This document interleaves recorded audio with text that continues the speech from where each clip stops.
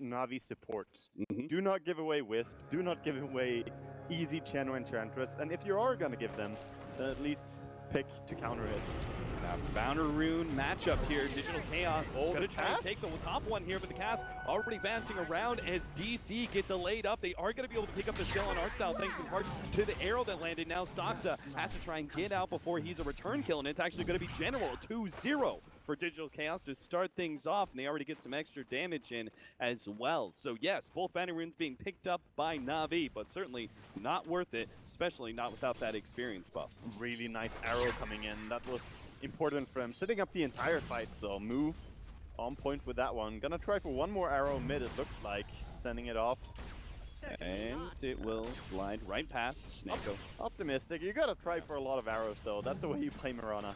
It is going to slow down his farm a bit, as that is one of the crucial things about offlane Mirana, is that you need to be able to take advantage of your your ability to take out neutrals. On top lane, taking some aggression here as Artstyle comes in. Actually a dual lane with the Beastmaster and Witch Doctor.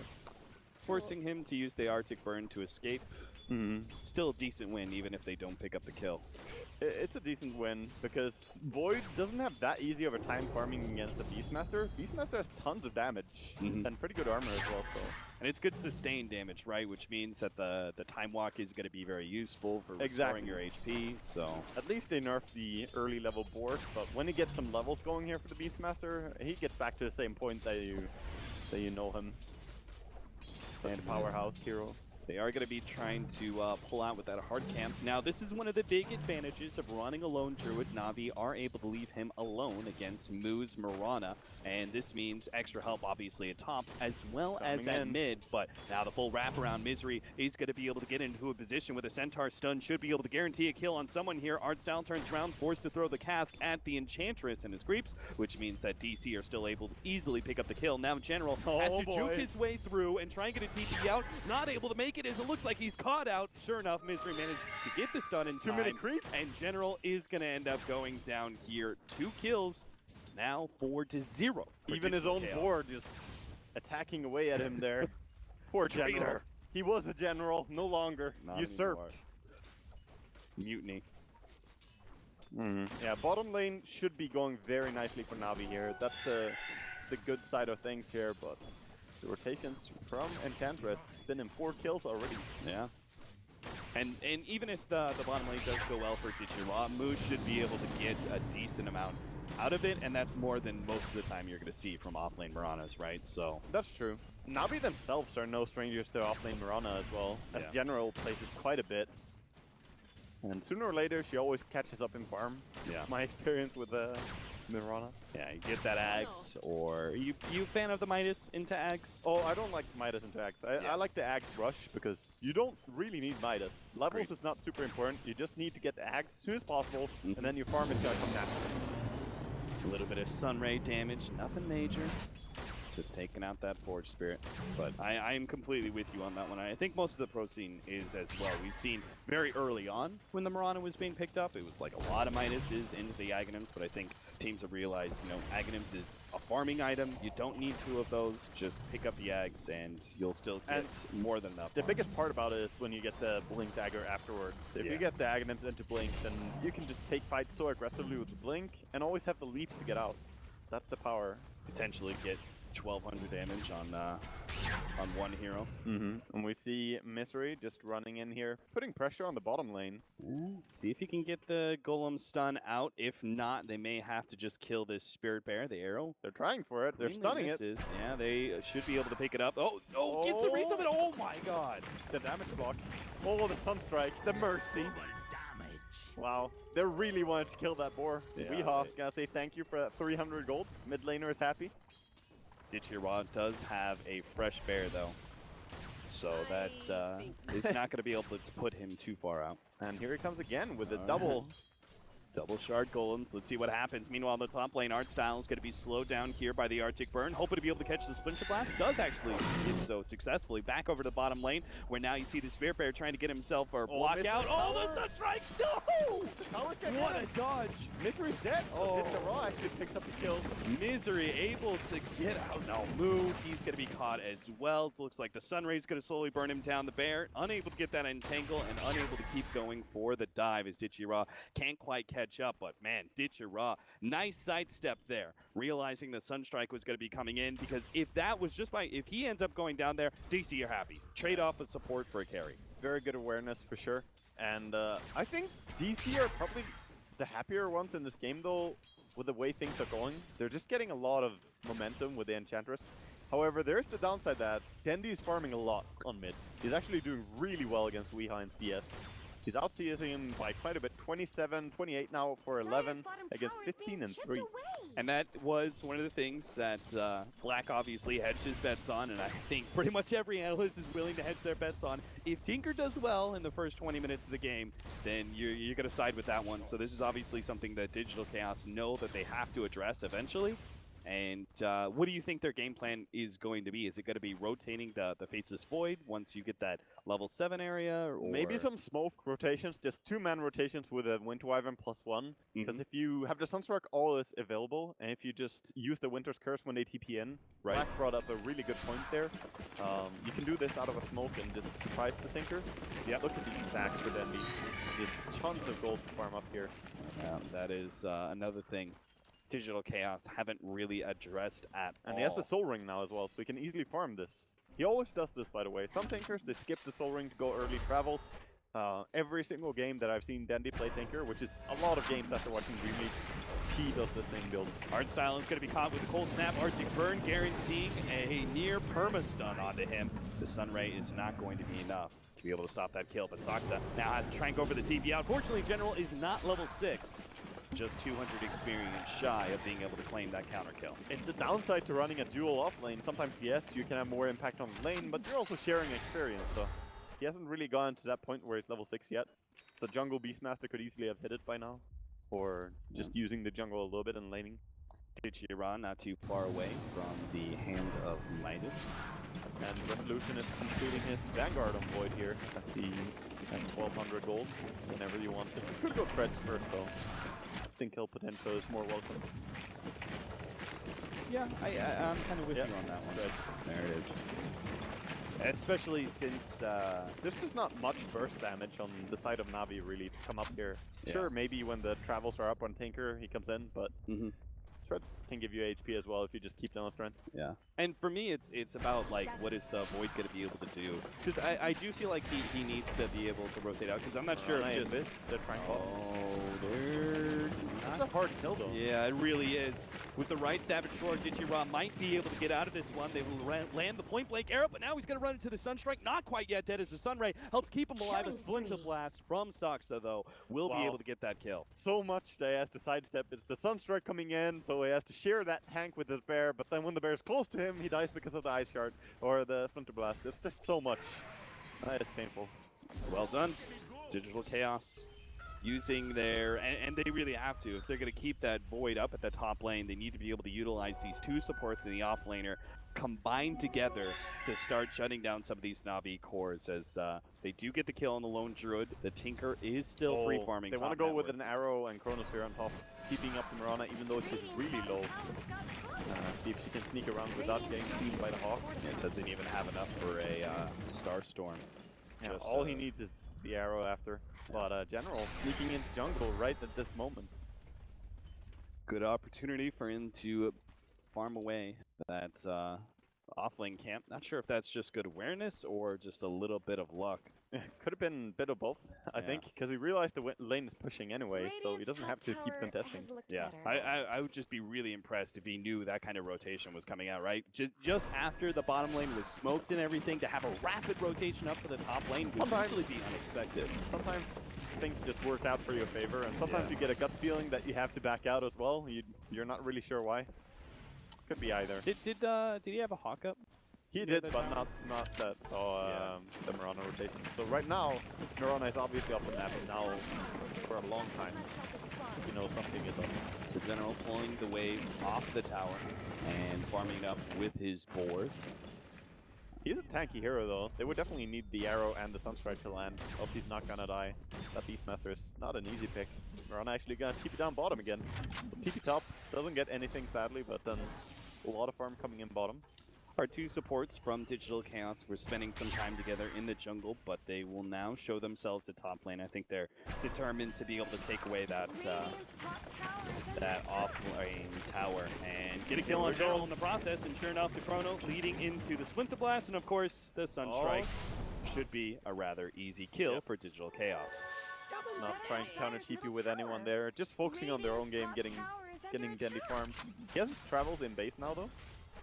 So he's going to be ready soon to start taking part of the fights. This tower, though, probably going to fall without contest. And then it's going to be pretty annoying. Oh, they get the stun on Dendi. He's pretty low. They are going to be able to get the... No, not quite. Enchantress managed to get the kill there on the tier 1 tower. Resolution undoes all the damage done. The Sunray still keeping up and giving DC a bit of a tan, but still 7-1 Digital Chaos as they now take the first tower of the game. Still though, Dendi with his... Dendi should use the courier and send out his numbers right now. The courier is not being used and he could have had it. But he is using that soul ring to keep farming for quite a bit actually. Navi, just because they have Tinker and Lone Druid farming away doesn't mean that they can play all defensive. They do need to see some moments of aggression. We're going to see right here. They catch out We. Moonlight Shadow goes down. Do they actually have the counter vision? They do not. We. And no point in Maledict either, so there's no way he's going to be going down. Tries for the Sunstrike actually. He gets some echo, but Artstyle was there sharing the tank. But the supports of Navi, you mentioned earlier a little bit about the supports. If we look at the networks right now, they are struggling. Navi are falling behind a little bit in comparison to the Enchantress, who's been getting a lot, running a Midas. And Winterwyvern is also pulling ahead in farm. He has the Soul Ring, so he can start farming even more so and push out waves. I think DC are setting themselves up nicely. Yeah, they've got this kind of like fourth core essentially in the Enchantress, while Navi are going to be more dependent on the Tinker and Lone Druid as this game goes later, while their supports are going to be less impactful. Well, at least we'll say one thing. Phoenix is one of those heroes. He can have like 10 net worth. He'll be fine. Oh yeah, at the late game stage, he's always going to have a massive impact just by dropping that Sunray. Is this, do you think this is an Etherlens Aghanim's game for the Tinker, by the way? You do have a decent number of right clickers on DC. Almost every game is. Yeah. I really like this build. I think it's so strong and should be used quite a lot. I think he should start with Blink Dagger though, just so he doesn't get caught out so much when he TPs out. But going back for Etherlens and then the Aghanim's could be a really good build. Chrono Sphere, Sunstrike, and Arrow. Yep. Yeah, they've got everything. They've got a little bit of everything. DC. Some kitchen sinks, and yeah, they wanted that guy dead. Essentially, every bit of hardware that you find at Lowe's, Digital Chaos are throwing at that Lone Druid to make sure they can get that kill. The offset, though, is that Navi are surrounding this tier 1 tower mid. They're trying to find the opening onto Weehaw, but he does seem to know about this. I mean, this is pretty natural. If you're going to go for a 4-man smoke gank like that, your solo hero does need to naturally play defensive, so whether or not he knew exactly what Navi was up to, or he was just generally playing a little bit farther back, either way, the outcome is the same. He dodges the gank. Navi mostly just spending his time trying to get that necro book for General, just farming away and recovering a little bit levels. Of course, Tinker also closing up on that blink is going to be a big thing. But I think it's the correct decision by Navi, not fighting right now. Wait for the key moments. When they do have those Necronomicons coming up, they do have a lot of split push pressure there between Lone Druid on one side of the map, Beastmaster on the other, both of them able to push down and threaten towers really easily, and then Tinker with this obviously global presence. It does set up opportunities where they may be able to force Digital Chaos to split apart, and that's where you can find openings for kills. That's when Beastmaster can really punish, yes. Yeah. So it's a nice draft in that sense. However, DC are having a very good laning stage here against them as well. So let's not forget about the opportunities of Tinker being able to jump onto the Beastmaster's boars or hawks And Saksa, Well, he's farming from so far away. It's hard to catch a Winter Wyvern farming a lane. Not the easiest thing to do. is he going to try and eat his way through or something? Snako just trying to get some damage, but One more tier free 1 tower. taken. That's 2 towers in a row dropping for free. Nothing really being given in return. It's pretty rough. I mean, the off-lane tower, okay. Safe lane tower, you don't want to give that up, but it was a 4-man smoke gank that turned into a tower. Understandable. But the mid tower, I mean, that is so essential, especially for a hero like Tinker, who's so reliant on being able to have those TPing positions. They're just going to go in for this. Winter Wyvern, he's being dove right now. Oh man, but he actually manages to get away with the Arctic Burn. Now the Moonlight Shadow also going down. No counter TP needed. He just casually walks away. Slice away. So many resources blown there from Na'Vi. I mean, just time itself, where Na'Vi were trying to set up that gank, then they just go all in for it, and they still miss out. They're still not going to be able to get that tier 1 tower very easily, as Winter Wyvern didn't have to TP away, so he's, again, Splinter blasting his way through and keeping the creeps off the tower while the rest of Digital Chaos go for this tier 2. Yeah, DC growing more confident as they've been getting these towers for free, and that failed gank on top as well. They're just going to go in. Getting greedier and taking a tier 2 tower is their goal. Looks like it might be time for Resolution to go straight up for the Radiance. He's got a decent amount of gold built up. We'll see what he wants to go for. Oh, going in for the kill on Artstyle first, though. And Artstyle actually... Oh, somebody finished him off. Okay, there's the impetus shot. It was a nice try, trying to get the Beastmaster as well. Not let anyone get away, but sadly. I don't think it's going to hurt him too much that Chrono is a cooldown though, because Na'Vi, they don't really have a lineup that can force so much to happen right now. They're waiting to become monsters, yes. Yeah. When they max out their aura on Beastmaster, when the Necrobook is high level, and then, of course, adding the Lone Druid to the push, that becomes a monstrous combo. But right now, it's fine to have cooldown on Chrono and try for that kill. And I think he might as well go Radiance here. Yeah, and it was pretty essential, right, for them to be able to get more than just a support after they rotated so many heroes top, and there was, move. Managed to get himself a leap away. General's got to be careful. He's diving into a tier 1 tower here. He's got the backup of Dendi. He's going to start throwing down those heat-seeking missiles. Will be able to get more damage on Moo, enough to be able to finish him off. And that ultimate from the Winter Wyvern just does absolutely nothing. Now they're going to be able to catch Saksa as well, an early Supernova, just to make sure that Digital Chaos are not there in force behind and won't be able to do anything. Na'Vi take the tier 1 and things turn around pretty heavily. They do manage to capitalize. They know the Chrono is down and they play ultra aggressively. This shouldn't be too much to punish it. I didn't expect Na'Vi to actually find something during this time, but they made a nice rotation and made good use of Soneko's Phoenix as well. Yeah, you can see Dendi's positioning there on the right-hand side just allows him to be able to get so much free damage. And as soon as that Splinter Blast is, or rather the Winter's Curse used by the Winter Wyvern, there's just no recourse. Na'Vi at that point in time just played ultra aggressive. They obviously pick up the extra support kill, but I think even the bigger thing is being able to take some control, some map control away from Digital Chaos, claim that tier 1 tower mid. Oh yeah.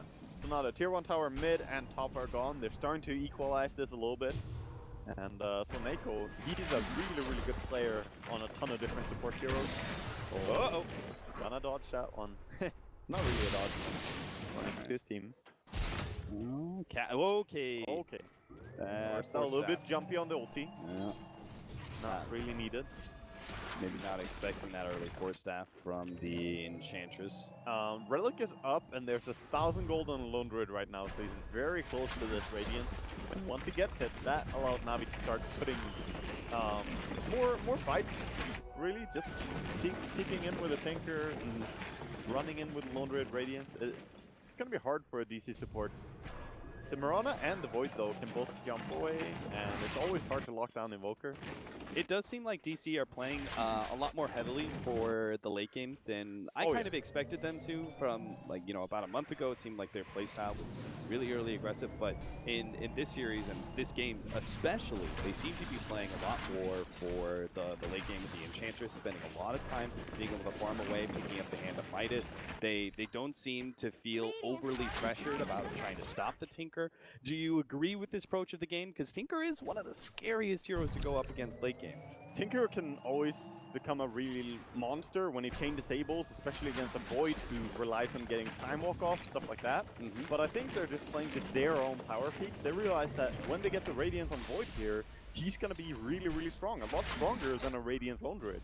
And it's an okay choice to just farm up. You have an Export Invoker. And Mirana, of course, once you have Aghanims on her, that's when she starts becoming useful. So they're very close to hitting that sweet spot when they can start taking fights of their own. It seems like just before the Aghanims comes in for the Tinker is where DC are going to strike the hardest.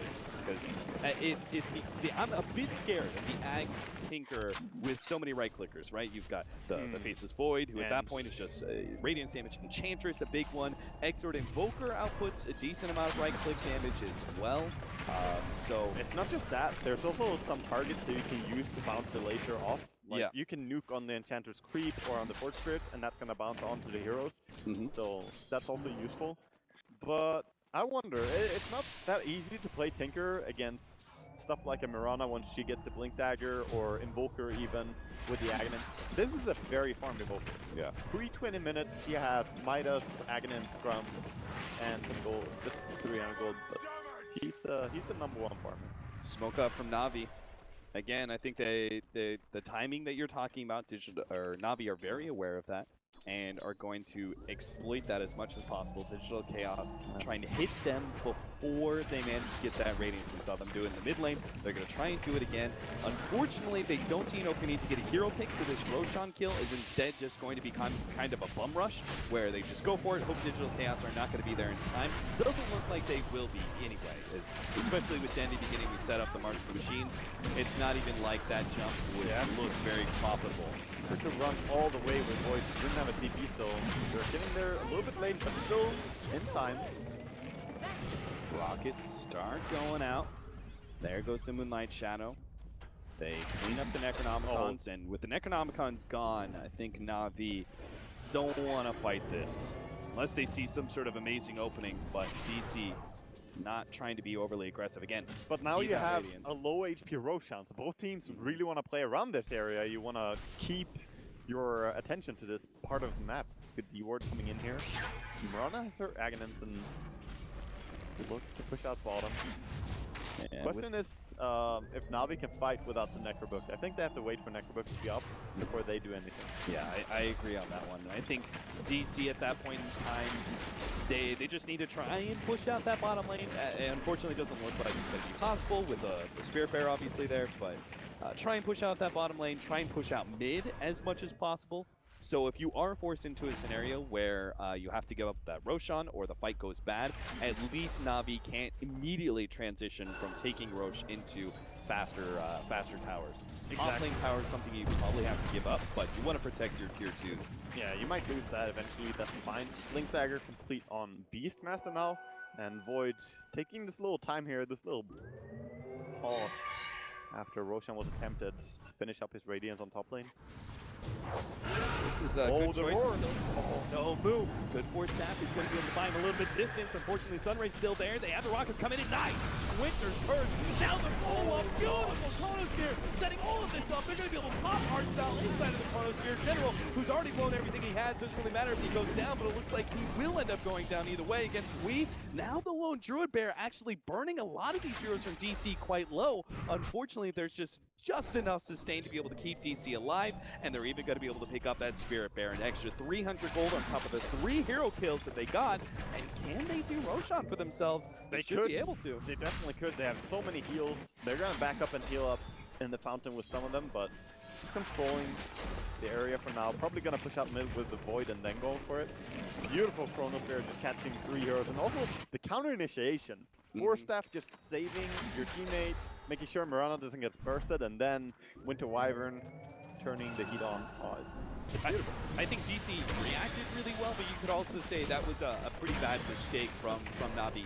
Looking for that opening on Moo, that was good, but at the same time when they got drawn in, the Force Staff went out, and then they were like, let's keep going into that point. You're going into a tier 1 tower. You know the Faceless Void. He still had that TP ready to go, so he was able to get, just a beautiful Chronosphere follow-up after the Winter's Curse. There were so many things about that fight that were just inherently bad for Na'Vi as soon as that Force Staff save came into play. Yeah, I was not a massive fan of that dive, but they did seem very stressed to do something. They have to play around the bottom area, as we mentioned earlier, because of Roshan being low. And if you see a chance to go for a pick with Beastmaster, you might just go for it. Well, they're still going to try and take this tier 1 away. It is one of the more problematic towers when looking towards that Roshan objective. So they finally take it away from Digital Chaos. And 4-12 now. As Navi starts circling around the Roshan pit, hoping to be able to recover some of those losses earlier by grabbing themselves a second life. DC should definitely not shy away from fighting right now. They want to take these fights. They're in their power peak. They have every item they want right now. And Navi, of course, they have to make this work. Because they will fall behind if they just start farming. Even if Tinker can become really strong later on, you don't want to rely on these. Trying to catch the Spirit Bear, but the Sun Ray will keep it alive. Moonlight Shadow was blown by Digital Chaos there, spotted out as well. These rainbow insists so much damage. So beautiful. Misery is going to be outputting a lot of damage very soon. He's got -4 staff and halfway through, or 2/3 of the way actually, through his Aghanim Scepter. Many players on Enchantress will not go for this 4 staff, but I think just against Beastmaster it's a great reaction item to pick up. Because a lot of players, even on the opposite team here, seeing art style, will normally go for the Dragonlance, Aghanims, Moonshard build-up, but this is just so good against Navi's drafts. The 4 staff really makes this build. Yeah, completely agree with you on that. Helps against Lone Druid and Tangle a little bit. They also have the well. Glimmer capable, so while the Necrobook is being completed level 3 by Beastmaster now, quite late in fact, he opted to go back for the Flank Dagger before he had the full Necrobook. I'm not sure about that decision. Well, it certainly didn't work out because that Blink Dagger was part of the reason that they went for that fight at the bottom lane, right? He blinked in to try and catch Moo, and obviously that fight did not look real good. It was a gamble. Sometimes you have to hope that you will get a chance to catch the Void or Invoker and Maybe he feels like obviously they're scanned. They're getting scanned right now. Right outside of Roshan pit, so Navi probably going to start grouping up and heading towards that Roshan pit soon. They've got to wait out the smoke first. Yeah, Navi should be expecting them to almost go for Roshan even here, but they have a Hawk, of course. So they know DC, while they were right outside the Roshan pit, obviously they're still looking for that kill, not going to find it. And as a result, Navi are actually going to be able to get a bit of map control because of this. They've got the mid lane pushing out, they are top lane pushing out pretty hard too. Yeah, it's the Tinker effect. You just cannot leave your lanes unattended for long enough. It's very irritating to play against Tinker in some regards. And having that Aghanims and Ether Lens on Tinker, the next team fight, Navi could surprise with the amount of damage they can output. And what's the damage? The HP on Enchantress looking quite good now as he completes the Dragonlance. 1300. Just gotta be wary about your HP pool against the Tinker with Aghanims and Ether Lens, because it's gonna hurt. General, you roll! Okay! Alright. About to throw a word of criticism to General, and he shuts me up real quick. Just about to say, come on, dude, get that Necronomicon. He just like styles with a quick blink against Resolution. Some jumpy ultis this game. Good try, but again, that's the second time he tries to ulti the Beastmaster, but does not get him. Last time was a TP away, this time a blink away. And now, with the Chronosphere down, seems to be a free Roshan Navi. Yeah, I think you have to give this Roshan up. Navi are not weak. If you don't have Chronosphere, you don't take that fight. Not against the Marching Machine spam. The Phoenix, great Roshan fighting hero. Even the Rockets, look at Saxon. He has to heal himself up just because he got rocketed. Oh, they jump in from Mook. Gets a little damage from the Starstorm. Just poking at Navi, but obviously they have that pipe, so it's not that big of a deal. Looks like Winter's Curse is going to be able to come in, catches our style unawares, will be ripped apart by Ninjara. And General, the Supernova now goes down. Just as a little bit of zoning, Weehaw may actually be the target. Good for staff buys a little bit of time. Remember, Cake, still not enough. As now the Sunray burning through. Digital Chaos Misery is going to be going down. Resolution will be able to get that time walk away, no problem. And Navi turn their attention right back to Roshan. Saxa, he's going to be caught. Glimmer Cake, TP out. Actually goes for it, but not able to get the Aegis. Managed to get the leap out. Turns around, throws out the arrow, catches General, making sure that he can't pursue. Good attempt at a big play there from Moo. I like how Blink Gender wants to get it. Normally Moo plays something like Slardar, and then yes, you can very easily kill off Roche, but as a Mirana with ground boots, your Roshan killing is not that fast. Yeah, he was probably looking at that fight and just being a bit desperate is how bad it went for Digital Chaos. It went really bad, but they're fighting without their biggest teamfight control. They have no teamfight hero apart from the Invoker, but Invoker is very often a reactive hero. You need to set up with a stun or something to lead, and Invoker can work based off that. So, and looking at the rest of the heroes, they really don't have much setup. Now, that was interesting that they chose to take that fight still. I think you have to just accept and give away the Aegis, farm out the other lanes. That's gonna be what Digital Chaos are gonna be focusing on for now with that Aegis up on Na'Vi. They're pushing out the top lane and a little bit of mid, trying to deal with the Tinker at bottom lane. Na'Vi, in the meanwhile, we've got the Aegis in hand. So what other items do we really need for Na'Vi for them to start being aggressive and looking to take tier 2s? Or do they at all? Do you like to play more of just a passive style farming game for Na'Vi at this point? You want to get to tier 2 towers for sure. Right now, I don't think they need more items in fact. They have the pipe on the Lone Droid. That's going to be really good for them. And at just mitigating all the radiance damage, just controlling the DC team. And they're pulling pretty far ahead right now in farm. So I think just keep pushing, make sure Tinker pushes out the side lanes and go down mid. Lots of vision for the Tinker to be able to freely bounce around in this bottom lane, knowing that he's never going to be caught by Digital Chaos. And that's a big part in thanks to the Beastmaster Hawks. Yeah, very good micro on the Hawks. Always scouting, always on top of it. Guys send one into the Radiance right as I say that. Good old Caster's Curse. It's fine.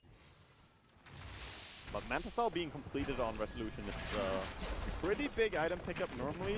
I just think that the Axe on Tinker could completely shut this item down. Yeah. It's not going to be easy to keep your illusions up and running when the laser bounces off them. And he can try and get rid of the miss effect from the laser by popping the Manta, but then the other one's just going to come right 2 seconds later. So that really does make Tinker enemy #1 as far as Digital Chaos is concerned. Yeah, truly. I don't know. DC, they're still trying to play the farming game, just get control around the map, and seems they're going for a Hex on Invoker? I think he is. It could have been Lincoln as well, I suppose. Oh, actually he's going back for Yules? What? 31 Yules Scepter and Invoker coming in? Is it some sort of idea of being able to get combo on the Tinker? Like yeah, forward, Yules? I guess so. It's just, that's why I thought the Hex is coming, because that would make more sense. But the late game Yules pickup. Maybe he feels a bit of pressure to be able to get that disable item now in the next 2 or 3 minutes. That's good there. There it is, jump forward, gonna be able to catch Doctor, but hero actually hits General, and now the tornado actually comes through. Seneko throwing out some damage there. Does manage to hit a number of heroes with the Fire Spirits, but it still doesn't matter. Tier 2 is going to be going down here. Digital Chaos can't seem to stop it. Yeah, this Spirit Bearer is really farmed. The Moonshard attacking so fast. And now with the Shivas, Dendi's going to have even an easier time being able to push out these waves rapidly. Dendi's a very good Tinker player as well. He spammed that hero so many times. And he hasn't died a single time. He also has 10 CS per minute, quite precisely in this game. 325. Doing quite well. Top 2 net worth for Na'Vi. Their support's still a little bit low, but they're making an okay comeback. They're tied up there with Soxa. We've got an almost Axe for our style. The thing is that this is still anyone's game. You have kind of this 3-core on DC versus the, I'm gonna call it the 2-core of Na'Vi, because Beastmaster, while he's a strong hero, he doesn't turn into that much of a late game DPS or anything like that. Void, Invoker, Mirana can definitely scale well into late game. Right. So Na'Vi, they need to keep using the strength that they have right now, taking these towers. This Spirit Bear with the Beastmaster aura is so crazy right now. Yeah, it does seem pretty clear that Digital Chaos wanted to be able to make a big, 3 or 4 damage core sort of setup with their lineup, and weren't trying to pressure Na'Vi too much, but they really didn't want to be behind at this point. And now they just have to keep on giving up. Uh-oh. There goes the Cyclone. Going to be able to catch the Tinker into the ultimate there as Resolution quickly surrounds Dendi, but not getting enough damage out. The arrow actually doesn't land. Dendi going to be able to get some rearm and tries to chase down. No, actually jumps up, sees Misery as the opportunity, gets a slight stun, slows him down with the Shivas, gets more burst damage. Misery gets taken out just like that. Now the jump forward. Satsa is going to be going down as well, right outside of Digital Chaos' base, which means Navi goes straight for the tier 3. Yeah, he has to buy back here to defend. This push is way too strong. Time for some spam. Splinter Blast still has Winter First as well, but with the Necronomicon and Spirit Bears, if they don't jump soon, they're going to be losing their full lane of racks. Now the buyback here from Misery jumps forward, Force Staff trying to catch the Spirit Bear. Double support buyback. That's pretty costly, and they're still looking to pressure here. Navi not backing away from the fight just yet. They could easily back away and it would be fine for them. They don't have Roar anymore, but they do have Egg, so maybe they want to make something happen with the Phoenix ulti. Yeah, it does say a lot about Navi that they were even considering to continue to go high ground there.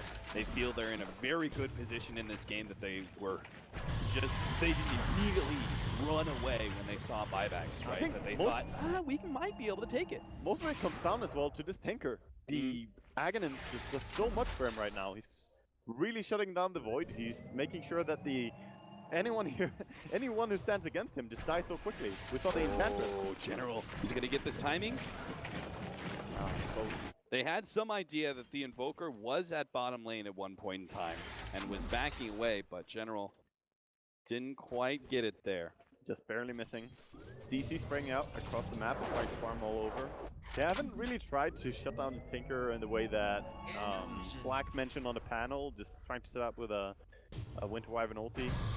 Through a smoke or something like that. I think that could have been a massive pick. Because they have not killed Dendi once. Tinker is a hard hero to catch, but if you don't even make an effort to try and catch him, he's just gonna have a field day. Yeah, we see that the top lane, they start approaching the lane, but Dendi, he only needs a few seconds to start spamming out March of the Machines and get himself out of there. With the Bloodstone now complete, this could get even worse for Digital Chaos. That means he has mana to sustain his level 3 rearm. Between the Shivas and the Bloodstone, he has the regen and the max mana to just go into a fight and do so many new combos. Oh, Dendi. All right, that's one way to be able to catch him out. Just race car straight into him. Weehaw. Full out. Charges the Tinker, gets the Cyclone straight into the arrow. That's what they need. They need to catch him somehow. So if the Yule Scepter is going to be the item to do it, I'm all for it.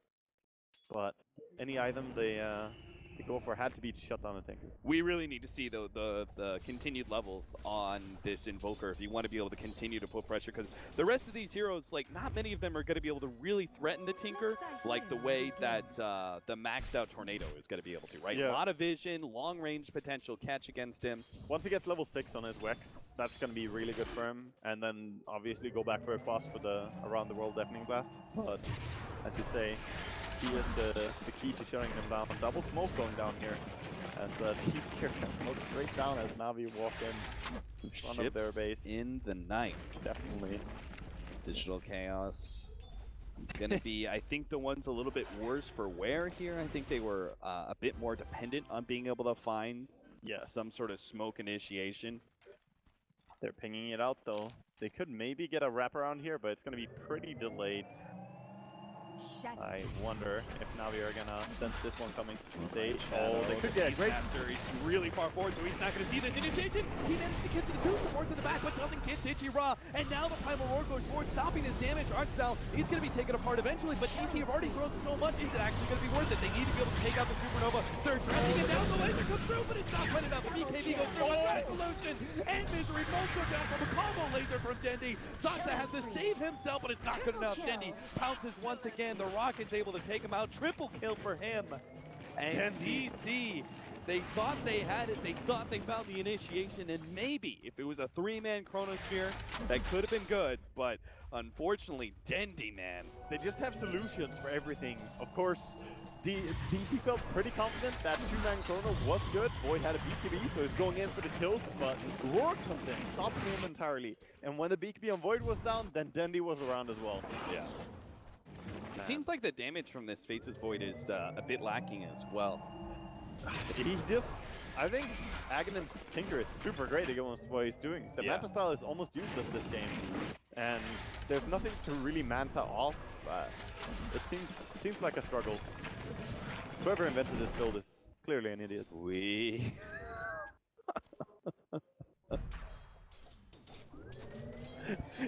Are you taking a lot of Roshan time? All right. You scared me. I'm just taking some of the heat from this. No, it's fine. So I actually think it comes down mostly to them not being able to catch the Tinker in this game. Is Yeah. what makes them really struggle. But the itemization on Tinker really counters them. Yeah. It feels very resemblant of a game where I played Chaos Knight and played against an Aghanim Tinker. This was Excalibur Tinker. Yeah. He's a monster, and your illusions cannot do anything. That's the same thing as Void in this game. You just do not hit anyone. Not gonna lie, Waga. I was not a fan of the Radiance Void. It ruined way too many of my games, but I gotta give you props, man. It's definitely worked out quite well in the pro scene. Maybe not in this game. We'll see. It's definitely not the fault of the build, though. You're right. Resolution needed to be able to catch this Tinker, and unfortunately, Dendi's just falling out of control here. Yeah, this bear is just a monster as well, so you have to deal with either a Tinker or the Spirit Bear. Oh, well, they're doing a pretty good job of dealing with the Spirit Baron team. They almost finish it off. The laser is going to be able to put a stop to things. They actually get a Chronosphere in. They're trying to go for General, trying to take him out before he gets out the Primal Roar, and they can still get the Spirit Bear as well. They actually get a Winter's Curse on top of a Deafening Blast. They're putting out damage, but it's not doing anything just yet. Now the Supernova goes down. Looks like Digital Chaos should be able to address it with their two swords in the back, dealing the damage. Art Style's going to go down, and Dendi has abandoned ship, or maybe not. He's actually coming back in. He's going to go for the Shivas, try and see if he can find somebody to pop. Moo's going to be the target. He doesn't have the pounce away just yet. Catches him ever so barely with the Shivas, and the laser to follow him up is able to take that kill. No supporting crew whatsoever from Navi here. It's just Ichua and Dendi by themselves, and as DC start healing themselves up and coming back into the fold, Navi has to stop their aggression. In fact, they're going to lose their Spirit Bear, and if they're not careful, they may just lose Dichira as well. Yeah, they can definitely catch him here. Yeah, to juke his way through this one. Shiva starts coming in. Dendi puts himself right in the middle of everything. Goes for a win. Take him out. Now Misery's going to be open, and Dendi jumps forward. Once again, you're not going anywhere, Misery. You're slowed down. You're going to be nuked to death here. Doesn't give a damn about those healing whips. A little bit more as the Bloodstone kicks in. Enough for Dendi to finish off the kill and stops DC's movement forward. And he's filling that stone with DC blood right now. 15 charges, and that's after he died almost immediately when he picked it up. So he's been working his way up from 9 to 15. Look at that. 7 rockets, 5 lasers, 10 rearms. 800 damage. Yeah, that was, I mean, we've kind of set this whole entire game up that the way that Navi were playing this, and just naturally with their draft, this was all going to be based around the Tinker and the Lone Druid, and that fight describes it perfectly for us. It puts it on a showcase. 3 heroes instantly dead from Navi. Has no impact whatsoever from the supports or the offlaner. Didn't matter. Yeah, and he's going to have Hex now as well. He can swap out his Ether Lens for the Hex, but there are 3 BKBs on DC. They can still take a good team fight if they get proper initiation. Yep. They've been struggling to get it a lot because of General and his Micro on the Hawk. It's so hard for the Void to get in. And the times they did smoke, ships in the night, as you said. They could not really find the great pickoff. So I feel DC, they have the possibility to take a massive fight. It's just a matter of how do you engage it. It's getting harder and harder too as those BKB charges start wearing down. And the Hex now, the threat of just being chain hexed. Yeah. That's definitely going to be a real thing. Moonlight Shadow Initiation, art style, that's a freebie, but it's also, again, a freebie. Not really worth that much. Whoa, what was that? Oh, he actually caught it. He didn't realize he completed that TP. Now they actually get the Winter's Curse onto the Bear, slowing down the Lone Druid to make sure they can finish off Dendi with 3 versus 1. He commits the Bloodstone Suicide, but DC found the kill they really wanted. Dichira still able to get the TP out, though. And I think he's hunting for more. The Tornado goes out, not going to catch anything. Yeah, he sees red right now. He has a Blink Dagger up soon. He's gonna back off and kill off the summons though. They want to go for a push on mid. Tinker, of course, respawning quite soon with that Bloodstone, but so have a moment here. He'll be up to be able to defend their tier 3 as long as nobody else from Na'Vi gets picked off, and that's why Digital Chaos were playing so aggressively. Just a tier 2 tower, though, is still a very good payoff after getting 2 kills. And they're actually going to back out early here. They realize the threat. They don't have Chronosphere. They're not going to make the same mistake again. Yep. We've seen them take fights where they shouldn't. Yeah. Oh, he's still chasing? I don't know. I don't think so. His team's too far back. No. The Hawk TPN, though, with the Hex on Tinker is always a scary thing. Yeah, so, like that Spirit Bear runs so fast. You have the Tinker able to TP in and slow people down with the Blink Shivas. You really do have to, get out of that tier 2 tower area very early on. Oh, he's going for the rearm Blinks for top lane. He wants to catch out the Invoker. No Lincolns on him. Invoker, unless he... Good 6th Sense on Weehaw. Just barely in time. A second or two later, and maybe Dendi would have been able to catch him out. Speaking of Dendi, I like how he's keeping his Etherlands and Null Talisman as relics of his old past here. He's not selling them off. I'm not sure. Do you think there's any possibility that he probably won't be going back for a Null Talisman. I mean, maybe Dagon later on in the game, for sure. Yeah, but, and is there... The Etherlands probably is not going to be used again. Oh, Resolution. General sees him. Chronosphere unfortunately doesn't manage to catch Dendi. Saw a split-second opportunity. Now has to deal with the Supernova, but can actually. So that's going to be DC out of their BKBs, and they've only got the Beastmaster for it. Move. He's still got the pounds to be able to get himself out of there, get some distance. But again, you know that Blink Dagger's up on Dendi. He's going to be able to pursue. They've got the Sunray to be able to see some damage. Seneko dropping lower and lower is going to go down. Had no Supernova, obviously, used it earlier in the fight. Looks like the Spirit Bear going to be the next target. Should be able to get that extra 300 gold and put that bear on cooldown. So and look at DC, the team fight. When they have BKBs up, it's really hard for a tank to go into that. Yeah. And there's not any big, apart from the Phoenix ulti, which of course, the egg is really annoying, but when the BKB is up, they ignore this. They don't have any team fight control. Yeah. Apart from the egg, and I feel DC can definitely still win this. It's all about the initiation. Yeah, I really like, I gotta give props to Moo there for that. I mean, when we saw Moo surrounded by 4 heroes, like, what the hell is he doing? But it actually made a lot of sense, right? He made the read. Hey, we killed the Beastmaster, there's no Supernova, I've got BKB, let me put myself in the middle of all these heroes, slow down their retreat, and we're gonna be able to get some extra. And once his BKB was starting to wear out, he ran out very quickly. So yeah, he made a very good play there. Nice little illusion rune climb for the Void. You never know if a play like that is what successfully gets maybe, a Tinker kill or something like that if you can stall the retreat of Na'Vi. Now, we just had a really interesting pick up the Shadow Blade now. For the Beastmaster, initiation is everything for Na'Vi. So... But the same thing happening on the opposite team, Blink Dagger now in Winter Wyvern. So that's also going to help him not get caught out and be there to save his teammates.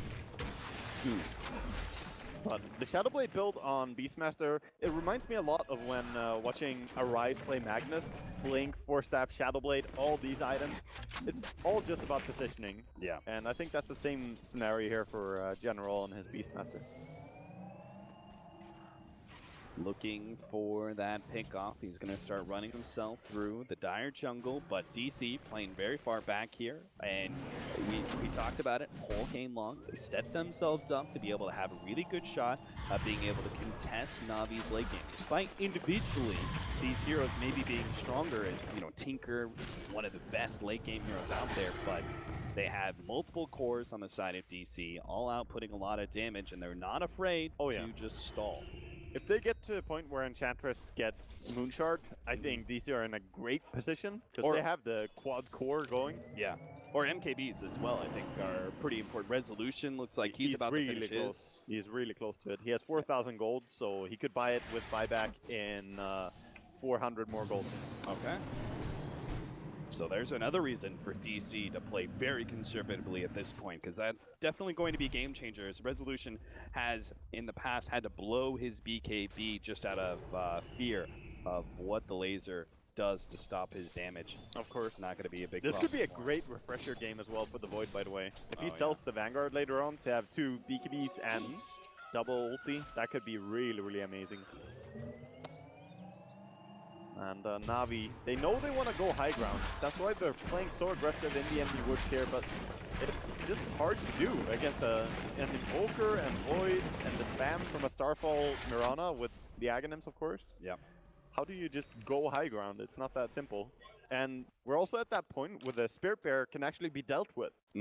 Enchantress can definitely bring that down. The Ice Wall, it's always a good solution. They're gonna go and check Roche as we hear the Mirana in this. Unfortunately, Roshan is not up, and maybe it's fortunate for Navi, because they might actually get caught here. A pincer move. They do see, they have the scan, they spot this one out, but the arrow just landed on the lone druid. That's a bad start to this fight already for Navi. Move right in the middle, things starts getting some damage out. Supernova is going to get popped there, and the tornado actually slowing down the damage. They now try to address this. Oh no, it's just a split damage. The Supernova successfully goes down, and just things falling apart now for Digital Chaos. And Dendi takes advantage of the chaos. He's able to blink, catch the Weehaw, going to be able to get the side to fight, and chain him down as we unable to be able to get away from this one. Another side, make it 3 with the laser to finish him off. Digital Chaos lose 4. An arrow to start things off on a lone druid. You thought it was going to be good, but it turns out so bad, and that was just a dysfunctional team fight. I think they have to save their Invoker to catch the Tinker. They almost have to do this because, as you said, the Tornado wasn't really helping them over there anyway. Yes, he was controlling the backlines, killing off the Beastmaster as well as the Witch Doctor, but he has to go for a Tinker. No one else can really catch him that easily, so this is his duty. Oh, Dendi going in. And Dendi comes forward to see a little bit of replay of that last fight, the way that that tornado interrupted the damage, and then they went back with the Supernova. Didn't really work out whatsoever. And from there, the fight was obviously lost the moment the Supernova did successfully explode. Yeah, that fight was over, but they're actually forcing a high ground push here as Navi going for that melee rack. Oh, Snake, careful, friends! Oh! Very close to going down. 15 HP, long-range tornado. He'll live thanks to his HP regen. Yeah. So he skedaddles out of there. Back to base he goes. Navi know that Roshan should be up, and they're going to check it with the Hawk now. They have 5.6k gold on their lone druid as well. We hyped the Dendi Tinker a lot, who also is sitting at, you know, comfortable 6,000 gold. But this lone druid, I wonder what item he's gonna add up next. Not really sure. Oh, he goes for Abyssal on his main hero, I guess, or even eating the moon shard. It's fair enough. Could use some extra disables. Oh, for sure. Slippery hero like. It's the way to counter Void and Invoker. If you ever get close to Invoker and you chain stun him, Abyssal first and then afterwards Saboteur. Very great way to bring him down. General in the Roche pit here, getting hit by an arrow, but DC gonna back off. DC, I believe they've already used, is that another smoke that they just popped? They did, indeed. Okay. They're smoked right now. So this has got to be like their last smoke, right? They used one for the last fight, blow another one here. They're going to make their way through the Radiant jungle, try and catch something. They have one more smoke in 2 minutes, in fact, so this one doesn't have to work, but it would be nice for him if it did. I'm surprised they have so many smokes. Navi know exactly where they are. Yeah, it's quite long of a game, actually. 52 minutes in right now. Yeah, to be able to feel like it because they've been fighting non-stop. And Soneko. 10 more seconds. Navi can still take this fight. Just want to stall a few more seconds and they can have that Spirit Bear and essentially be at no disadvantage. Jump in on Misery. Soxta blinks himself forward, thinking to be able to counter-initiate. Doesn't find the opening. Meanwhile, Moo's going to be the target. Cold Embrace is going to buy him a little bit of time, but Dendi, he's actually just sitting duck until now the Chronosphere comes in. They're trying to just Dendi. They do get the Supernova, but Dendi, he's a tanking up, and he's going to be able to survive through all that. Dendi, and now has the Rehorn, turns, gets aside the fight. He's going to be able to take out Resolution. 2 buybacks from DC, and 2 heroes down. 2 more they're going to have to buy back, especially if they lose Weehaw. Dendi going to be able to slow him down with the shield, unable to get the vision though to be able to see him out. And don't tell me Dendi's going to be caught here. The Winter's Curse with the meatball right over it, but they're invulnerable. It doesn't do anything, but Dendi, he pops the Bloodstone, commits suicide, 45 seconds plus. They're going to be able to get the lone or the Spirit Bear as well, but that's just not enough. Digital Chaos, a nasty fight before that. If it wasn't for the fact that Dendi moved forward like that and had the Bloodstone suicide, that would have been a huge win for Navi. It would have been. That was very expensive for DC though, buybacking again on both their supports. They've done this before in this game, and this really hurts their economy. But they're keeping themselves in the game. And DC, of course, pulling out the next level anti-combo, the Winter Curse and Deafening Blast. I do enjoy watching that. Oh, it's so sad seeing Tornado inside a Chronosphere and then Meteor on top of Winter Curse. Oh man. Sometimes you just have to everything a guy, and Dendi is on that hit list right now. You see him, everything. All right, so a lot of buybacks blown from Digital Chaos. They are on the verge of losing this game outright, but they do get a momentary reprieve from Aegis on the Faceless Void. Do they also pick up the cheese from that one? That's on the Enchantress. Yeah, she's gonna make good use of that. She has quite a lot of HP, so if she can get out of the chain hexing for just a second to use that cheese, maybe that could turn around the fight. Yeah. Also, the mana is quite welcome for her. She hasn't gotten to that point at all where she has the Moon Shard, and I think in this game she actually has to go MKB next. Yeah, if I think so any too. item at all. So, not the easiest game for Enchantress here. Laser and Radiance, and even that one fight where we had the Chronosphere Tornado, it was Misery the one who was addressing the Supernova the most, but he missed a number of shots. Part of it being uphill, part of it being, I'm sure that there was some Radiance burn damage in there as well that caused some misses. There was just a lot of issues there. I agree with you. I think MKB is actually the priority for Misery now. Oh, for sure. Interesting to see. They have the refresher, of course, on Weehaw. So big plays could be available right now with the Invoker. Gonna keep a close eye on him. See what he's gonna be doing. If they can, it's all about the initiation of this one, right? They need to be able to catch the Tinker, and even then, they get the right kind of Splinter Blast into Refresher combination from the Invoker, or any of that. Like, Digital Chaos can cream the fight. Otherwise, though, Na'Vi, they're going to be preying on Chaos, right? If they can actually dodge some of these initiations, looks like General a bit too far forward. And he's definitely dead. The arrow lands on him, and even if the damage is all up, they're really going to fight this one. Oh, no! The Chronosphere catching Senego as well as Ishira, and I'm not sure how much Dendi can really do to stop this one. It looks like the ultimate going out for the Witch Doctor. She's not really doing enough. The refresher goes out from Weehaw, pops that Deafening Blast again. Ishira will get taken out, but last shot from Misery. Resolution ever so barely keeping his agents just alive. Artstyle into the trees, but Mo catches him. He sniffs that one out. Yeah, he finds him. Wow, what a terrible decision! I have no idea why Na'Vi chose to take that one, but that was. You should probably just accept that General died. He had buyback anyway. It doesn't matter at all if he dies. Yeah. But they walk in and Chrono was there, saying hello to him. That was also an Aegis on DC. That's why it blows my mind so hard that Na'Vi went into that. Maybe they get a little bit too greedy on the back of Dendi and his massive kill increase in the previous fights. And they've also got some great high ground defenders. Witch Doctor and Phoenix, some of the better supports at it, even if they aren't the greatest. Tinker. Yeah, and obviously the big one being Tinker. Yeah. They're in a hard spot right now. They don't have. Yeah. There's not much Dendi can really do here to stop this push. Can't get any marching machines or lasers because then he would just get too close to DC. So start chipping away at them, spamming out what he can, but they do lose one Rax there, and that's the first Rax of the game actually being taken by DC. And this is a very bad indicator for Na'Vi, because they don't really have the best late game. Even though they are the top farmers by far. Get him, Cardi! Oh. So close. If only those Force Spirits were going for the range Rax. He'll be back for that. Yeah. Either way, it doesn't really matter too much. The important Rax was the melee one. And that range Rax will go down, I'm sure. So, in response to all these BKBs on the side of DC, Dendi has actually opted to drop the Aghanim's and pick up the Dagon 5. So he's trying to single target more, burst off one guy really quick and go for the next one. Very old school Tinker style. Yeah. And I think that's the correct choice, because he's no longer having that massive impact with the laser, shutting everything down. Yeah. The more the MKBs and BKBs are able to address that miss percentage.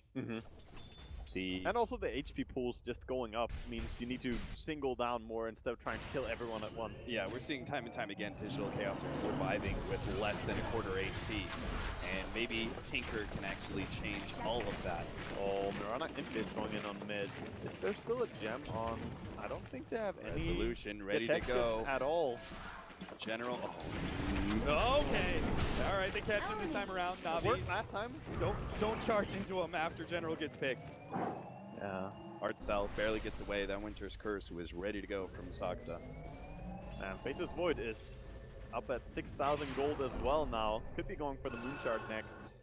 Yeah, I love this choice by Moo and Weehaw to boot to travel down to the bottom lane, stop the Tinker push immediately because Tinker's naturally going to try and go to the opposite side of the map to split push. So it addresses that real quickly. They're going to be able to take a tier 2 and go high ground from there. Yeah. At least they could maybe force the buyback if it happens, just back off immediately. They lost the Aegis right now, so they might want to just back off and not risk it. They have buyback on it. Yeah, they have buyback on it. They just want to control the map right now. In fact, he's going to be Daedalus. Full Daedalus is bringing... oh, he's selling off the items again. Not really sure here. His resolution. I like the idea of Daedalus, but we'll see if he wants to buy it, as Aegis could be up soon. He might be the one to take that, and Moonshard could be better. Yeah. Is there... yeah, I guess Moonshard and just wait for next Aegis and then go for your next item. I think it's going to be the play. A tense game 2 between Na'Vi and Digital Chaos. Well, game 1 was the second fastest game of the Manila Major so far. Yeah. So why not make it one of the longest games? Only to be outdone by complexity. Swinamelons. Or newbie, if you want to. Yeah. Well, I was going to say Swinamelons always likes to be first. So. Oh, right. Yeah, sure. Got to be first in something, right? Well, that's harsh. I don't know if I'm going to be let back in the room if I answer you. Resolution. Oh, he touched Vi.Dendi. He played right into that one. They're going to be able to deal with Artstyle first. He's gone. Vi.Dendi is going to be going down to quick kill. The defensive blade on the Resolution actually goes into them. Vi.Dendi, though, hit by the tornado. He's going to come back down to ground. No, very harsh reality is now. I have no idea how this Navi's going to be able to survive through this one. It's a beautiful which is first. Can it catch Artstyle and General? The Sunray goes down really well. Mojo is actually ripping them apart. Now Vi.Dendi buys back as he sees the opportunity to catch more. He's going to go for the rearm. Blink Shiva's constantly. Moo being spotted out ever so barely. The fight gets him in the end, and Moo will be controlled long enough for them to get that kill and maybe force some buybacks. Moo doesn't have one. Weehaw does. Weehaw will have to buy back here. He really should. He didn't have to use his refresher in that fight as well, so he's ready for a big fight. If they can catch Dendi somehow. I think there's no way he's going to be holding on to this. Yeah. The pressure. Maybe it's the General. Holy cow. This hurts quite a bit now. March, march, march. Dendi covers the retreat of Na'Vi. But that is still, I think, ultimately a win from Digital Chaos. They have a very distinct, clear-cut win condition, which is kill Dendi, game's over. Pretty much. Even if he has his Bloodstone, it's only 9 charges, and no buyback available now means, as you say, he cannot get caught out anymore. And Faceless Void has so much damage output right now. He's looking for mid, but doesn't have Chrono Spirit just yet. Yeah. If they can just get buybacks on their heroes for the side of Digital Chaos they could lead and with push in the next 2 or 3 minutes, they have a pretty big opportunity to be able to end this game. Oh, Saxayas has the counter Tinker item. Nice. The Lotus Orb. That is so massive. Not only does it remove the Hex if you have a person who is currently being hexed, but also Tinker, big chance of screwing himself over. Every little help you could possibly get. They're going to TP Skull's Tome, and I'm not even sure the Vanguard's going to help out too much, but we'll see. They are going to be able to take the mid lane of Brax. 10 more seconds on Weehaw, and that is not enough time for Na'Vi to do anything else but take the mid lane of Brax. They're going to start backing themselves away. So, very good timing on that push by Na'Vi. Just realizing that we should have enough time to kill this and put them in a really bad spot. Even if they have buyback, they don't want to use it there. I think this is smart. I think Na'Vi really want to hang around this area and see if they can get a quick surprise pick or team fight on DC. Knowing that DC have an opportunity to be able to go for some sort of endgame scenario, but if they play too aggressive and get into the wrong kind of fight, General's going to be able to jump. He's got Resolution, already controls up. Now Sonego gets right in the middle thing. Really great tornado. Definitely Blast goes down as well. Weehaw, Supernova, laid out. Resolution has to deal with that one first, and now General's right in the middle. He can't kill the egg in time. That means now Weehaw's going to be stunned up. BKB activates, but he gets smashed up. Deafening Blast goes down, hits Dendi in the background, but Dendi manages to blow up Resolution. The Dagger goes into play, and here comes the buybacks. Oh, the arrow! Moo! He hits it on Dendi. DC, they get healed, but they're not going to be able to follow that up. Void is so scared. He doesn't have BKB ready. He can't go in. We all has to be careful here. His team is not willing to back him up on this one. They bop back, hit the arrow, still not choosing to go for that fight. And Na'Vi are now the ones with a huge advantage. They just forced the buyback from DC. They can give themselves the Aegis and Cheese. It's the biggest back and forth series beat so far. And DC, they haven't had a lot of games like this. Against Wings, it was also very back and forth. But looks like Na'Vi in control right now. Gonna go for the Aegis on Tinker if they can get it. Well, actually, he picks up the Cheese. Oh, wait. He's gonna swap it out. He wants the Aegis. That is definitely the play. With all the... I mean, you know Digital Chaos are willing to blow Chronosphere and everything they have to be able to kill you, so you can't rely just on a Cheese. Rasmussen is pretty willing to blow his Chronosphere on just about anything he can find right now. I mean, the poor Beastmaster has been taking a few of them. So it's just, he has the Abyssal Blade, right? On the Lone Druid Bear? Yes. So he's getting a second Abyssal Blade, right? Yes. Yeah, okay. Yes. It's a pretty, let's go. It's a pretty standard build, Yeah. just going for the multiple. And then you have so much Disable coming in with the possible Root, more Bashes, and then Savage Roar, of course, being a beautiful skill. Yeah, between those two guaranteed Bashes and Just looking for a future pick if we can find it, but actually he's gonna meatball and split push out a little bit. gotta keep up that pressure. You know, Na'Vi gotta look at a strike here. Misery. Once they get into your base, too far forward. your base is gone very quickly with the Beastmaster and Lone Druid. Right. They kill it off so quick. DC have to be aggressive in the way they take this fight. I think they should actually just get rid of the Mantle Style, avoid and get Team Dagger. Positioning for him is pretty worth it right now. Either that or get the Refresher Orb. I'm not loving the Daedalus pick that he went for last. I think either Blink or Refresher would have been much better. Given how farm Weehaw is. It's He not doesn't that they- necessarily have to be the primary damage dealer, right? He can, like, the disables can be everything they need because he's got 3 damage dealers behind. Even Enchantress can deal, and Top trying to go in. Beak being used for this. Okay, Lone Druid, guaranteed tier 3, and it looks like maybe even a melee rack with this BKB, and they just can't stop it fast enough. Now, here comes the Chronosphere, it's on Ditchy Raw. This isn't big enough, but maybe they can kill him. Oh, no, there actually goes the Supernova. They managed to be able to buy time to be able to get the save. That's going to be a full refresh. Ditchy Raw heals up the full off of that Supernova, and Digital Chaos have blown their BKB. The Mr. Blast onto Archstyle. He's going to be able to get the one-off kill there, but Digital Chaos still don't have enough to guarantee win this fight. As now Na'Vi start coming forward, Digital Chaos all low. They're going to have to give up their melee racks. There goes that counter item to the Tinker. It's all the Tinker onto Dendi. DC, they've given up a lane of racks, and now they just need to get back to bounce, but now he gets bashed up. Weehaw managed to get a save there from the Cold Embrace, but they got the roar on him. He has to go back to the mountain to try and heal himself up. Actually pushing forward. Definitely Black takes out the bear. Now going for Ditchy Raw. Ditchy trying to help out, but he can't just stop it. Then he comes in, pulls up one, going for another one. Misery, he's going to be target. No, he gets bashed up. There goes that Aegis. Misery still down. Ditchy Raw. He needs to barely heal himself up with the key. He's still going to go down. Dendi right in the middle of this Ray arm trying to stop it, but no. He ends up going down. 2 minutes on the clock with no buyback. Chase is going after General as well. Just trying to catch more. He's trying to get it. Shadow 5 Blade. more seconds. Shadow Blade, TP out. Point blank arrows will stop that one, but they don't have the vision. They're trying to be able to catch this. And meanwhile, they bring down the Phoenix as well, chasing with the Winter Wyvern and Invoker. Great kills there. Wow, this game is just so intense. 10 more seconds. We'll have the buyback for the Tinker up in time. But DC with 2 racks down against the Lone Druid, there's no way they can just sit in their base anymore. No, DC have to go. They're definitely on a clock here where they want to push and even out the racks at least. They're in such a dangerous position, having no tier 3 tower bottom. Here we see, of course, that initiation. I like the BKB Lone Druid. It was really, really great, but that Phoenix egg was great. It was such a great save. What really went wrong here for Na'Vi as if you look at just that they ran fight, out of gas. So good. It's just the Tinker, after a long fight like this, starts to go really low on his mana pool, and he could not keep fighting, but they kept going in with the rest of the heroes. Big props to Seneko for that beautiful save, giving Na'Vi a fighting chance. Tinker and Phoenix did buyback, by the way. Mm-hmm. So they were forced to come back into this. And that is exactly why Digital Chaos are smoked up looking for a pick, because 1 kill by itself can win the game for them. But it goes both ways. It definitely does.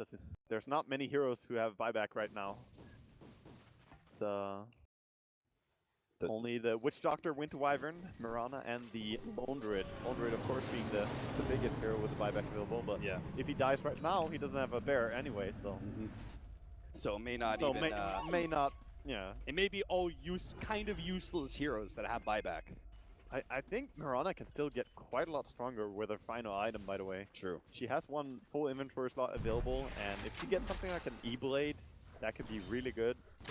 Just helping out more with the burst potential, also being able to save people from the Lone Druid Bear. You don't think he should continue down the right-click build and go for, like, MKB? I think he could, but the E-Blade gives quite a bit of right-click, and it can also stop the threat of the bear in many scenarios. Yeah. A saving item for potentially the Invoker or... But MKB Void. or even the Daedalus could have been fine too in this game. Really just the comes Aghanim down is gone to... now. It comes down to feel at this point, right? Yeah. Any item is going to be fine because it is DP duration. So quite hard. Maybe in that case, because Digital Chaos, they have been set up for this. They can sit back because the buyback is used on the Tinker. They forced enough. They don't have to continue to be aggressive. They sit back, spend their time farming, get those next round of super late game finishing items, the finishing touches on these cores, and force Na'Vi to be the ones to attempt to go high ground. But that is still a dangerous proposition. Letting Na'Vi determine the pace of that game by giving them the opportunity to push into you, even if you win that defense, you still may get megaed and be forced into a situation where you have to all-out push into the enemies, so... Yeah, and the danger of getting picked off in this game, DC actually have a smoke available in their shop. I feel like they never run out of smokes. I don't really know how. But Na'Vi, they have 3 minutes until their next smoke, so there's a little bit of a timing window here during the buyback being down, where DC could go for a smoke play. Maybe they were stockpiling them in the early game. They probably were. I mean, buying one smoke immediately to just start the next cooldown is a thing. Aggressive wards being placed down by Na'Vi. DC still want to keep this map control. Trying to wrap around here. They know the enemy are on the other side. Trying to Sunstrike and Arrow, find any intel they can. Oh, nice. Tomato actually gonna catch art style, but yeah, they're not gonna go in for that. The ward looks like going to be cleaned up. I mean, they've been pinging it, so they know about it. But Snako tried to get himself a really aggressive ward inside the enemy base. This Arcane Rune Invoker just having fun Sunstriking so quickly again. Octarine and Arcane Rune on Invoker. I kind of feel bad for him that they didn't get to take a fight during this. Yeah, he's like, who needs rearm, right? Definitely. Just have enough spells to always cycle. And I'm looking to art style and thinking, where is he gonna go now? Is he gonna go for a BKB next on his Witch Doctor? Because he's actually got 4.1k gold. There's so much money on everyone in this game. That ultimate. This late into the game, it doesn't do quite as much, but it's still definitely one of the decent threats. That Eggs upgrade. Yeah. Looking across all the heroes in the game right now, there's almost 40,000 gold stashed in just current gold. Like, that they're holding on to, not items worth. Yeah. Which is very funny. But, of course, buybacks are big. We're 72 minutes in now. Both teams trying to respect a lot. I like this BKB pickup, though, for Dendi. Yeah. At some point, you need a BKB, and he's just trading off a little bit of his nukes in order to be able to go more aggressively into the center of the fight. Yeah. But he still has to be careful about some things, though. Wind Wyvern will be the enchantment and her impetus damage, and of course, the Chronosphere. Yeah. And that is really the big thing, right? That with the BKB, this now forces Digital Chaos to try and get that Chronosphere on you, because they can't rely on the... Well, I guess there's still the Winter's Curse. And it's not just that Chronosphere, it's one of the Chronospheres. Because he has that Refresher available now. BKB, Blink, and Refresher. I love how he just changed up this itemization for late game. This is a great understanding of what he needs to do. Both teams poking and prodding at each other, but neither one giving up an opening in their defense. Oh, this could be a good smoke though, but they see that no one is pushing bottom, being a little bit wary here. Now we're gonna TP straight out. Alright then. Not this time, DC. Not this time. No. Man, the vision from Na'Vi is Yeah, it's disgusting. So good. The Hawks, the Boars, and the wards, of course. If we look look at Digital. DC's, Yeah. they have the defeatist wards. Not just one of them, but 3 of them. I always call it that, because people throwing them down before your tier 3 tower falls, that's the defeatist mentalist. Yeah. Word. I mean, it's also such an extremely defensive position that it just means that you're never going to feel comfortable. Well, your aggressive smokes are almost impossible to pull off when you do this, because you have no intel outside of your base. You're just like, okay, where do we go? And speaking of smokes, here comes Navi. Navi in a very interesting position to be able to catch Digital Chaos as they just may push a bit too far forward. They see them. Oh no, they're actually in the high ground. Oh. They see the board. They know Navi's close.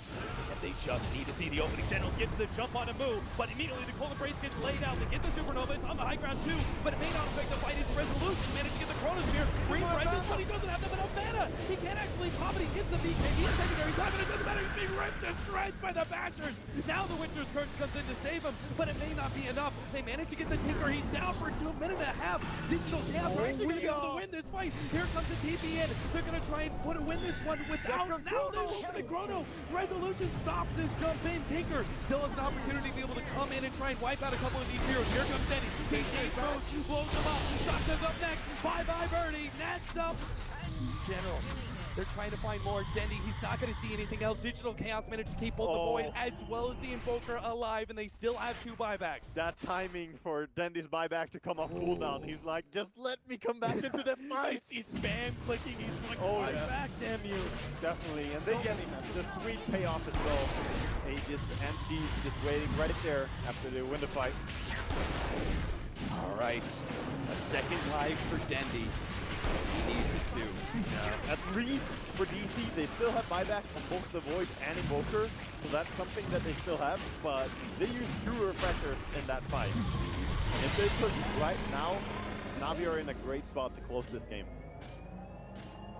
Digital Chaos hoping to be able to hide on their high ground and keep their buybacks intact, but that's just simply not going to happen. I think Navi, they're going to go down this bottom lane, and of course the buyout, there's already one from our Winter Wyvern. He knows it's coming. Might as well do it as soon as possible. If you know that you're going to get forced to buy back, do not hold off on it, because then your cooldown is going to be longer later on, right? Yeah, maybe, just maybe you scare Navi back enough, long enough that Moo can keep his buyback, which is obviously way more important. Maybe the stalling tactics of Splinter Blast, and it looks like it might actually work here. Navi are not in a position to be able to push forward into the base, so they will keep that critical buyback. And these little things that we're talking about here do not seem like so big, keeping 1 buyback on one of the 4 damage dealers that you have, but when the margins here are so razor thin, every little bit helps in that final clash. And that's where it's just so nerving to play against a hero like Tinker, because you know he has Aegis now, he's going to be very aggressive, he could look to just initiate on anyone, and the chain hex, there's no getting out of that, unless Winter Wyvern is there to save you. So they really have to play close and make sure that they have the low sword to counter Dendi. Dendi farm, I don't know what you're possibly going to be able to get this late into the game. But he's 9 slotted right now, I guess, but he's farming for words and stuff, I suppose.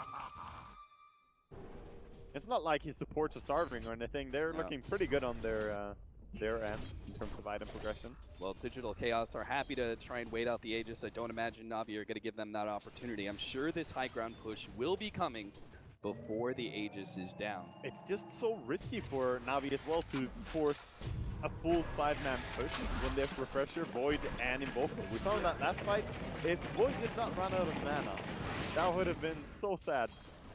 Actually, he needs to somehow get a little bit more mana into his pool, because he has 900. So, when he goes, he doesn't have enough to use 2 Chronosphere. What do you need to swap out? You need to, like, get a Scotty to swap out for one of those damage items? There's no mana boots on your team or anything. I don't know, maybe he needs, you know, Saksa to pick up a bottle and start bottling him. A mango. Operation.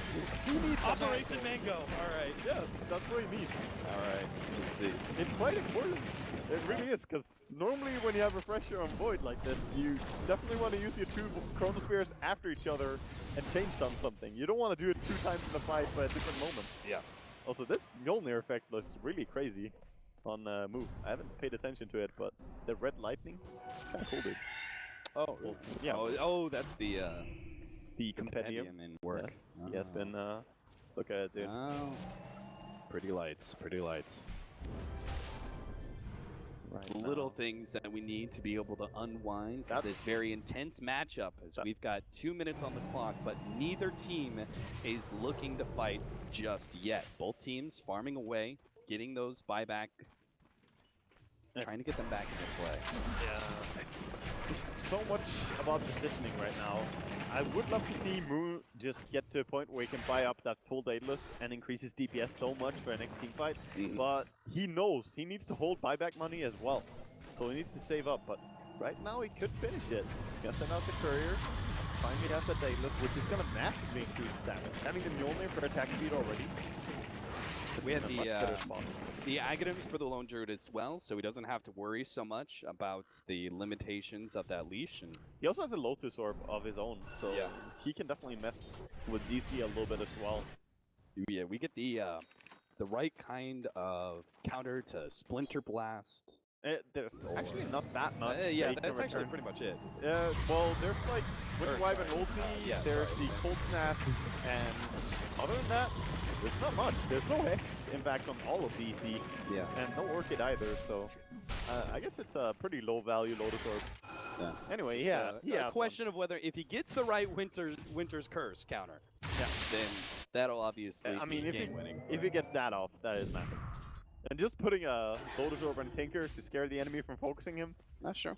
Yeah, that actually could be a really big factor. Maybe because of the Lotus Orb that Tinker has to deal with, where he's potentially sight devising himself, they need to be able to find an opening to take that counter sight device off of him. You're saying he built a Lotus Orb to counter Dendi's own Lotus Orb? Yeah. His own Hex? Yeah. Okay, that's some next level countering here. Ditya Ra already ahead of his time. Mirana in this going off again, but V-Hawk has seen them. And it's gonna be hard to find anything here again for DC. Probably gonna waste their time. Those next round of wards should be coming up though for Digital Chaos, so maybe they can finally get themselves some aggressive vision rather than the 3 wards that they had in base. Obviously, not really giving them too many opportunities. And they're just kind of blind moonlight shadowing and running out. Support life is looking really good on both teams right now. On one side you have Weeha buying all the wards for you, and on the other side you have Dendi sponsoring the supports quite heavily as well.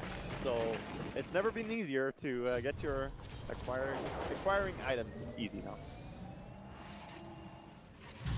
Move. No! Down out. Sight the bite. He's going to be a missile up. He's popped. There is no way for you to get out of that one. You can't afford to be that far forward and just TP out right in front of the enemy. He needs to have Saksa behind him if he's going to be like that. Yeah. It's just a little bit aggressive of a play. He's going to be forced to buy back for sure. Na'Vi, they know what they can make happen with this. And we'll see. They can get the correct initiation. Void still has no solution for his mana problems, by the way, so I don't see any Mango in sight. Capitalist. It's gonna be harsh. We'll see whether or not he's able to get off that second double Chronosphere, because it's obviously going to be needed. Buyback will be down for Moo in this next fight. His positioning also going to be rather key, as DC have to hold the high ground. One lane rack, there goes the jump forward, Chronosphere, managed to get 4! Oh my god, Resolution now with the refresher, but it doesn't have enough mana, but still, they have the Deafening Blast, they're controlling Digi Raw beautifully, but the Supernova on the other side of the cliff, and Echo clinches it in a moment of despair, as now Digital Chaos gonna lose. One, Misery's already down, blown up by the Dagon here, and now the fight slows down. Digital Chaos retreat back to their high ground while Na'Vi do the same. Moo jumps forward and gets the Spirit Bear, a free pickoff. Yeah, so he has to use the resummon there, but DC still have that Void ulti. I wonder how glad they're going to be to take a fight though. Enchantress is a big part of their damage. Na'Vi, of course, just taking the duty. At the same time, so is the Spirit Bear. They can take that one away from Na'Vi. This is the most evenly matched I've seen two teams in a very long time. This late into the game, 82 minutes. Just crazy, and Soneko is making massive plays. Not just that he picks up the guy who's being focused, he makes sure to do it in the best possible position always. Yeah. Putting himself where it's so hard to reach and get to, because there's definitely a lot of attack speed on the side of DC, and he could die. But nope. He's got that position, Mika. What a crazy, crazy game. So Navi not feeling it. Not gonna go for the high ground push with a cooldown on their Spirit Bear, with no Aegis, no Witch Doctor, And no Supernova either. yeah, there's just it's just gonna be hard to go straight off. I think they want to have the resummon again. That's the biggest thing. Sure, having your Witch Doctor is kind of good too, I suppose. But Navi, they're starting to set up now. Witch Doctor, of course, has travels. Gonna be TPing in. Oh! Did he just catch him? Dendi is going to be right on top of that ice wall. Redstone to re-arm, but now the Chronosphere in his turn catches Dendi. They're going to be able to take him out for 2 minutes and maybe force the buyback. He does have buyback. Spirit Bear as well. They managed to get the Pistol Blade onto Saksa. Dendi doesn't want to blow his buyback just yet. Range Racks that'll was picked off by the Spirit way. Bear. Range Racks went down to the Beastmaster ratting. And second bear is dead. 8 seconds cooldown on it right now. They're looking for more. Seneko will be able to get the dive away, but Weeha, he's a quick bugger. He might still be able to catch somebody here. Ditcher slots it right as he TP's out. Not gonna be able to catch him there. Scouting Roshan, not up yet, just yet. Tinker, 87 seconds. Look at that. I was wondering what that was going into. The ultimate orb he had earlier, that is a full Mjolnir now. And I was just about to say, it's difficult for Digital Chaos, even though the Tinker is down and they want to be able to force that buyback, it's difficult with 2 lanes of racks down and even the range racks down at the bottom lane. A completely exposed melee racks is all that's left standing between them and Mega Creeps. It's so close. It's so close. Navi are so close they can taste it, but Digital Chaos have that team fight. They definitely do, and Void keeping his refresher in base so he can always use that to get his secondary ulti up. But now with the Mjolnir, he's gonna add tons more damage as well. I feel they're just scaling slightly better than Navi here. So much money put into Lone Druid and Tinker. Are they going to go for a play here? Go for the play onto the melee rack. The Spirit Bear is going to go for it. Backdoor protects and be damned. It chunks through. I mean, it is slowly doing it. Yeah, slowly but surely. Something's got to put a stop to this one. They're actually going to have a TP back here from the Invoker, and this actually forced the rest of Digital Chaos away. They can't go for the high ground push because of that play. Yeah, that's a very great defense, and that makes sure that Tinker doesn't have to buy back. So he's going to be fine as well. The one opening that Digital Chaos had for the longest time, I mean 20 to 25 minutes I would say, has been the amount of time that Navi have been controlling this game for the most part, have had the slight advantage, have had the map control, have had essentially that one more win condition sort of scenario. And Digital Chaos had one sliver there. One sliver where they were able to take some control. Oh, and Roche is up again here, and Navi, they're going in for it. Wonder if DC can even get there or if they realize. I mean, is it even worth it at this point to try and scramble into a Roshan pit fight against a Phoenix? It just win. They're gonna get a second cheese if they get it right away, because Lone Druid never had his, so he's been saving that. That Roshan is definitely gonna go their way, and DC are just dealing with the mid push. Alright, Dendi shows up for the Aegis. What is that? They've got Roshan number 5, 6? I'm not sure. I lost count, Catalyst. I lost count. Either way, it's been a long and grueling game for both teams. Here in game number 2 in this winners the group. Such a massive tournament as well. So much on the line. You wanna Resolution makes the jump in. He managed to get the Chronosphere on it too. Focusing down Digi Raw first, but remember that cheese is gonna be able to come into play. The Supernova actually managed to catch it once again. Saves the low throw plus Andy. Right in the middle of all these heroes. They get the Winter's Burst on it, but it also stops the damage from that Meteor Blast. Now DC have the opportunity to go back through. That Winter ultimate might actually kill Misery. They managed to get another Chronosphere. And now the Meteor Blast over the top. They managed to take down life number 1 of Dendi, and Seneko will also fall. But now Dendi's back, and he sees the opportunity to be able to end this game outright, but maybe he's too far forward. Resolution, he is all the damage core. It gets them off of Dendi. Dendi's still trying to back himself away. They split the back a little bit more. Resolution going for it from the side to Mike. A little bit more damage. Baby, Resolution. He just needs the pop and the lightning to finish Dendi off, but he gets it. He gets the Dendi kill. No, Jimmy's still dies. He has the buyback ready to go, and so does Resolution. Meanwhile, the Bear is chasing down, stocked up attention. Ron's gonna go down first. Oh god, the arrow actually brings down Dendi there as Boo precisely fires it off. But now they are mega creep. They have to go now and finish this game. They're not gonna be able to play this one out. They catch the Spirit Bear again. This actually could be big. Yeah, The BKB goes down. They know they have to save this Bear, but another bash comes through. The Sunstrike also going to be able to land and finishes it off. And now he has no Spirit Bear, even if he buys back. He can buy back and buy Refresher. Oh, wow. He can actually do that. That would be insane. He can actually buy back Refresher and then have his Spirit Bear. And he might get forced to do that. We'll see. As DC are pushing down the mid lane.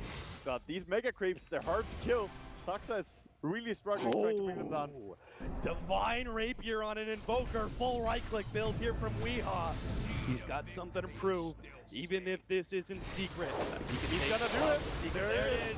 The Refresher, a second Spirit Bear, and this is something that Digital Chaos may not be expecting. Something that turns the tide into Navi's favor. 25 seconds left on the Tinker, but the buyback is inevitable at this point in time. There's no way he can leave that one. DC threatened to go straight for the throne, but now bounce back. Take the tier 3, start retreating. Navi, they've got Megas. There's not necessarily a whole lot of need, but now the Moonlight Shadow, the fake back, go back in. The Spirit Bear is actually going to start threatening these tier 4 towers. Necro revealing them, they can't get in and find a pick. They can't get anything. And meanwhile, their base is also being ratted. Yeah. Just slowly, this Spirit Bear. Oh, they catch the Spirit Bear. Oh, the Spirit Bear actually may be decent here. That's a good pickoff if they can get it. Come on, move. Oh, the arrow just in time. Now the cold snap. It's going to be able to control the Spirit Bear. We've never been so excited about a summon kill like that. But again, any razor-thin margin that goes one way or the other for these two evenly matched up teams can mean everything. 60 seconds for a Spirit Bear, but it's all up to Tinker. It's all up to Tinker right now. Keeping the lanes pushed in, make sure that they don't get to their base. Of course, he has no buyback though. So he's really got to play a little bit scared.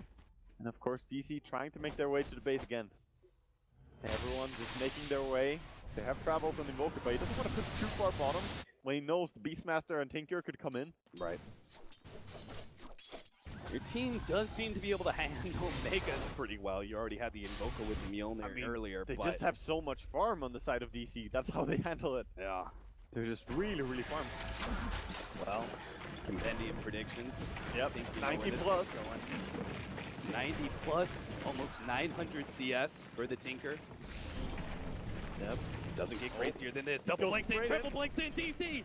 Oh, they're grasping in the dark for anything to be able to seek out Navi, but Navi already back in the fountain. They're going to go straight for the throne here, trying to threaten Navi as speedily as possible and force them into an air. Here comes the Chronosphere. They're catching out Taneko, but the Lone Druid's right in the middle of everything. Going for move first. A Refresher goes down. Primal Roar onto Weehaw. They get the ultimate on him, but they're controlling him well enough to get the kill. That's going to be the Divine Rapier on the deck. Now mass buybacks. DC threatening to be able to try and get back out of here to be able to save anything here. Resolution is going to be the target. Supernova goes down, and now a Chronosphere. It whiffs everything but the Supernova. The Supernova will go down, yes, sure, but Navi are still in good control here. The arrow comes out. Arcel, he gets caught, but they're going for the throne. DC, you're in trouble. Navi, they've taken their tier 4s. They're beating on the throne. Oh my God, they're gonna do it. Navi has done it. Navi has played the group. 4-0 taking out DC, and a 2-0 sweep, and they go for the throne race. Look Navi are back, baby! Those are some big smiles after that. 91 minutes, 27 seconds, and it came down to that. A TP into the enemy base. Dear God.